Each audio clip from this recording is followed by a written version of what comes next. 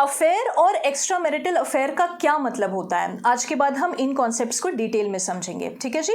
तो अडल्ट्री के जो बेसिक कॉन्सेप्ट्स हैं वो मैं पिछली वीडियोस में कवर कर चुकी हूँ, तो जिन्होंने मेरी पिछली वीडियोस नहीं देखी है मैं उनसे रिक्वेस्ट करूंगी आप पहले वो वीडियोस जाकर देख लीजिएगा, क्योंकि उसके बाद ही आपको अडल्ट्री और एक्स्ट्रा मैरिटल अफेयर के बीच का डिफरेंस अच्छे से समझ में आएगा। ठीक है जी। In fact affair, extra marital affair, adultery और वॉलंटरी सेक्सुअल इंटरकोर्स, इन चारों में क्या डिफरेंस होता है, इन चारों के क्या लीगल इंप्लीकेशंस होते हैं और इन चारों पे क्या क्या एविडेंसेस लीड किए जा सकते हैं, ये आप तभी जान पाएंगे जब आप ये पूरी सीरीज कवर करेंगे। ठीक है जी। तो आज हम सिर्फ अफेयर शब्द का मतलब समझेंगे। अब आप में से बहुत लोग ऐसे होंगे जो कहेंगे कि किरण इतनी बेसिक जानकारी तो हमें पहले से है, तो आप हमें क्या नई जानकारी देने वाली है। देखिए, सिर्फ जानकारी होना और सही जानकारी होने में अंतर होता है। कोर्ट में कौन से केसेस फाइल किए जा सकते हैं आपकी सिचुएशन के हिसाब से और उन पे क्या क्या एविडेंसेस लीड होंगे, ये आप तभी जान पाएंगे जब आपके पास सही जानकारी होगी। ठीक है जी। तो अफेयर का मतलब होता है दो लोगों के बीच में एक रोमांटिक या सीक्रेट रिलेशनशिप होना, अपने खुद के कमिटेड रिलेशनशिप के बाहर।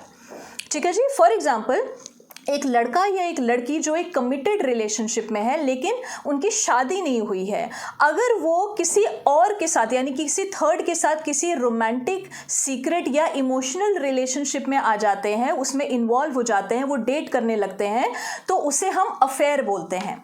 अब यहाँ पे कमिटेड रिलेशनशिप का क्या मतलब हुआ?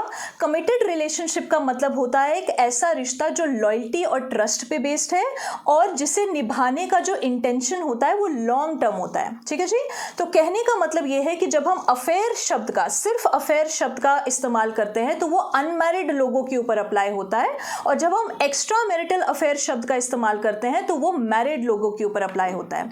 अगेन फॉर एग्जांपल, मान लीजिए एक शख्स है जिसकी इंगेजमेंट हुई है, सिर्फ सगाई हुई है, अभी शादी नहीं हुई है, तो अगर वो शख्स अपने मंगेतर के अलावा किसी और शख्स के साथ एक सीक्रेट, एक रोमांटिक या इमोशनल रिलेशनशिप डेवलप कर लेता है, उसमें इन्वॉल्व हो जाता है, तो उसको हम अफेयर बोलेंगे, एक्स्ट्रा मैरिटल अफेयर नहीं बोलेंगे। ठीक है जी।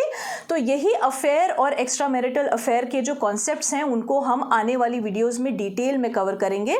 तो मैं आपसे रिक्वेस्ट करूंगी कि मेरी पिछली वीडियोस और मेरी आने वाली वीडियोस आप प्लीज डिटेल में सीरीज में कवर कर लीजिएगा इस बेटर अंडरस्टैंडिंग के लिए। ठीक है जी। चलिए, प्रणाम।